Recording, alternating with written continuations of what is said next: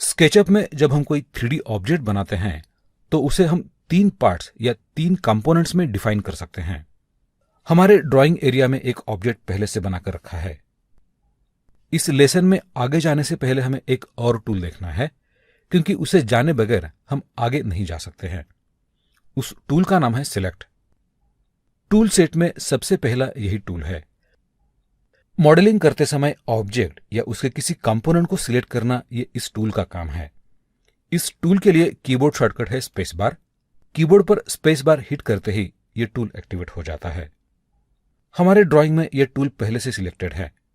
मैं अपना mouse pointer इस ऑब्जेक्ट की एक एज पर ले आता हूं और वहां क्लिक करता हूं। अब यह एज सिलेक्ट हुआ है। सिलेक्ट होते ही उसका कलर ब्लू हो गया है। अगर हम फेस पर सिलेक्ट करते हैं तो फेस सिलेक्ट हो जाएगा। अगर हम फेस पर डबल क्लिक करते हैं तो फेस और उसके साथ एसोसिएटेड 4 एजेस भी सिलेक्ट हो जाएंगी। किसी भी फेस या एज पर जब हम 3 बार क्लिक करते हैं यानी ट्रिपल क्लिक करते हैं तो पूरा ऑब्जेक्ट सिलेक्ट हो जाता है। तो हमें यहां ध्यान रखना है कि जब हम एक बार क्लिक करते हैं तो वो फेस या एज सिलेक्ट हो जाएगी। डबल क्लिक करने पर वो फेस और उसके साथ एसोसिएटेड 4 एजेस सिलेक्ट हो जाएंगी। और हम ट्रिपल क्लिक करते हैं तो पूरा ऑब्जेक्ट सिलेक्ट हो जाएगा। स्केचअप ये पॉलीलाइन सरफेस मॉडलिंग का एप्लीकेशन है, जिसमें लाइंस के आधार पर सरफेसेस बनाए जाते हैं। ऐसे कई फेसेस एक दूसरे को जोड़कर कनेक्ट करके 3D मॉडल बनाया जाता है। यहां हमारे सामने जो मॉडल है उसे देखकर शायद आपको ऐसा लगता होगा कि यह एक वुडन, स्टोन या कंक्रीट ब्लॉक की तरह एक सॉलिड ऑब्जेक्ट होगा, मगर ऐसा नहीं है। इस मॉडल को 6 फेसेस को जोड़कर बनाया गया है।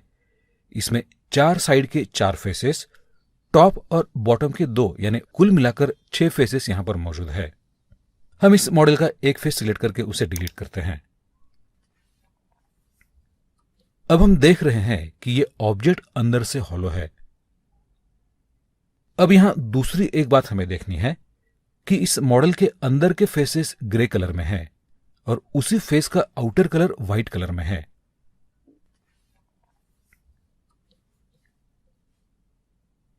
इसका मतलब है कि एक ही फेस को स्केचअप 2 कलर देता है। फेस का ग्रे कलर निगेटिव साइड में होता है और व्हाइट कलर उसी फेस की पॉजिटिव साइड में होता है। हम यहां एक छोटा सा एक्सपेरिमेंट करते हैं। हम इसमें से एक फेस को फ्लिप करते हैं। इसके लिए मैं यह फेस सिलेक्ट कर रहा हूं। अब मैं उस पर राइट क्लिक करता हूं। इस मेनू से रिवर्स फेसेस ये ऑप्शन सिलेक्ट करता हूं। अब देखिए यह फेस रिवर्स हुआ है। इसकी इंटरनल साइड को अब व्हाइट कलर मिला है। अब हम इसकी आउटर साइड देखते हैं। इस फेस की आउटर साइड को अब ग्रे कलर आया है। इस तरह के रिवर्स फेसेस को टेक्निकली फ्लिप्ड नॉर्मल्स कहा जाता है। आप शायद सोच रहे होंगे कि हमें इसे इतना डिटेल में क्यों देख रहे हैं, क्या यह सही मायने में इतना इंपॉर्टेंट है? जी हां, बिल्कुल ये एक इंपॉर्टेंट टॉपिक है। जब आप स्केचअप में मॉडलिंग करते हैं तो हमें उसे अलग अलग टूल्स का इस्तेमाल करके एडिट करना होता है। तो ऐसे में हो सकता है कि आपका कोई फेस इस तरह से ऑटोमेटिकली फ्लिप यानी रिवर्स हो जाए। ये एक कॉमन बात है, मगर मॉडलिंग के दौरान बने रिवर्स फेसेस हम अगर उसी तरह से छोड़ देते हैं तो बाद में डिफिकल्टी आती है। जब हम अपने मॉडल पर wall texture, stone, brick, metal, glass जैसा कोई मटेरियल अप्लाई करते हैं तो यह मटेरियल बाकी नॉर्मल फेसेस पर तो अप्लाई हो जाएगा, मगर इस तरह के रिवर्स फेसेस यानी फ्लिप्ड नॉर्मल्स पर मटेरियल अप्लाई नहीं होगा। या वहां और भी कोई दिक्कत आ सकती है। हो सकता है कि रेंडर्ड इमेज में वहां ग्रे पैच नजर आएगा। हो सकता है कि वहां शैडो कास्टिंग में प्रॉब्लम आ जाए या वहां का एरिया रेंडर ही ना हो जाए।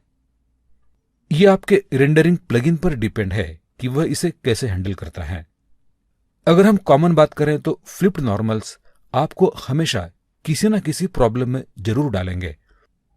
इसलिए मॉडलिंग के दौरान जहां भी इस तरह के रिवर्स फेसेस बन जाते हैं तो उन्हें इमीडिएटली रिपेयर कीजिए। रिवर्स फेसेस ग्रे कलर में बन जाते हैं, उन्हें आसानी से आइडेंटिफाई किया जा सकता है। हम इस फेस को फिर से रिवर्स करते हैं। इसके लिए हमें इस फेस को सिलेक्ट करना होगा।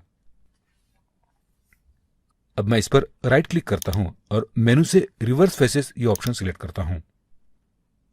हमने इस मॉडल का एक फेस डिलीट किया था। अब हम इस फेस को रिबिल्ड करते हैं, यानी फिर से क्रिएट करते हैं।